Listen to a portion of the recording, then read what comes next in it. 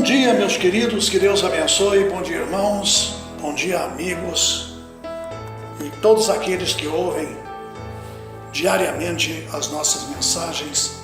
Espero que Deus enriqueça vossas vidas e abençoe o vosso coração. Eu gostaria de hoje fazer uma leitura bíblica com você, aqui em Colossenses capítulo 1, verso 13 e 14, aonde nós lemos: pois Ele, isso é, Jesus, nos resgatou do domínio das trevas e nos transportou para o reino de seu Filho amado, em quem temos a redenção, a saber, o perdão dos nossos pecados. E como tema para hoje eu quero falar: que reino é esse? Que reino é esse?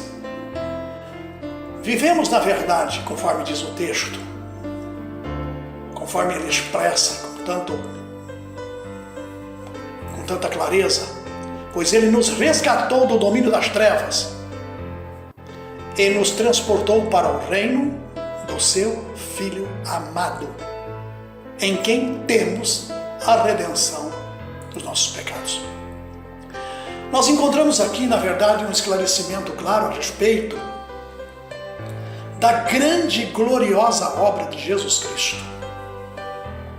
O Senhor Jesus, na verdade, não veio para trazer para este mundo nenhum problema. Veio trazer soluções. Embora muitos observem Jesus de uma forma diferente. Ele foi um profeta do seu tempo. Eu não descarto que Jesus foi um profeta, mas acima de tudo, assuma você que o vê dessa forma, que Ele é Deus. Ele é Deus. Ele é desde o princípio.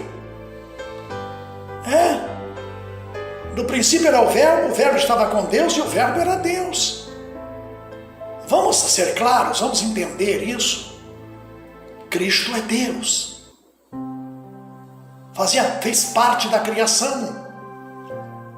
Fez parte e faz parte da sua vida, e não simplesmente uma influência.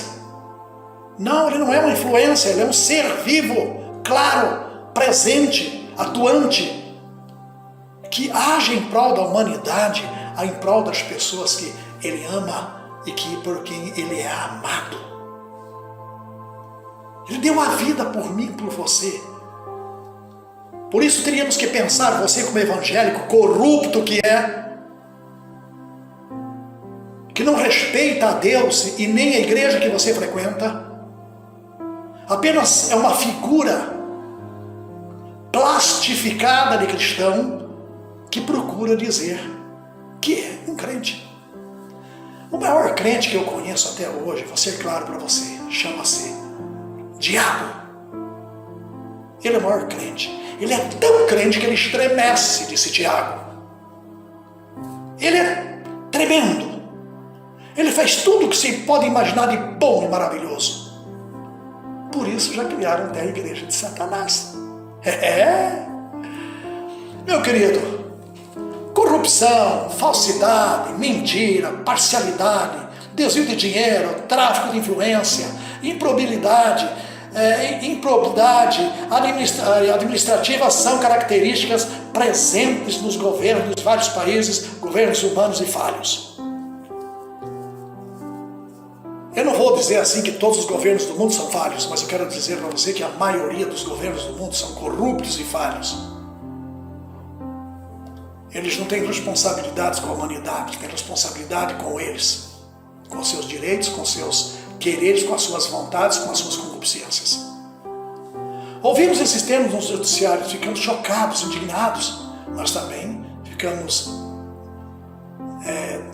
mesmo que ficássemos incontroláveis, se tudo o que se passa nos gabinetes fosse realmente noticiado, sentíamos-nos impotentes, incapazes de agir e de mudar. Perdemos a esperança de justiça. Você não sai de ideia o que é a imundícia de gabinetes de governo. Você não faz ideia. Vocês nem imaginam o que acontece por trás. Você nem imagina. Hoje está aparecendo um pouco mais. Você consegue ver mas você nem imagina o que acontece lá. Somos tratados como porcos, como coisa imunda. Pensa que eles olham para a humanidade, para a nação, como se fosse importante. Naturalmente, nem todos. Nem todos nós temos pessoas decentes ali. Mas a maioria é indecente, imoral. Porém, fomos transportados para um reino perfeito, como o seu rei. E conhecemos, portanto, um modelo de governo totalmente diferente. Nós temos um governo celestial. Nós temos um governo que pode realmente nos ajudar. Está aí.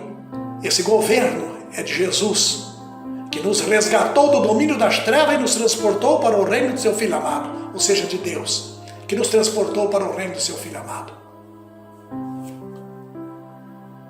Hoje Jesus reina.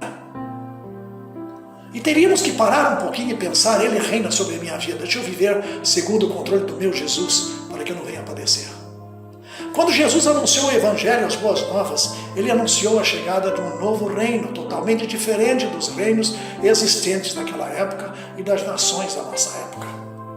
Jesus quis mostrar a diferença entre as trevas e a luz. Em Mateus 5, 3 a 12, estão escritos ensinamentos de Jesus sobre os valores desse reino, reino dos céus. Vamos comparar os valores dos reinos atuais do mundo com os valores do reino dos céus? Aí você faz escolha. Acontece que o crente está tão cego, que ele abraça e vota para demônios, para espíritos imundos, porque não existe sabedoria em si. Se ele tivesse sabedoria, não faria isso. Vamos ver o que nós temos aqui. No mundo, valoriza-se o esperto, aquele que tira vantagem das situações, independentes de ser honesto ou não. Dizem por aí, o mundo é dos espertos. Quantos espertos temos nos púlpitos de nossas igrejas?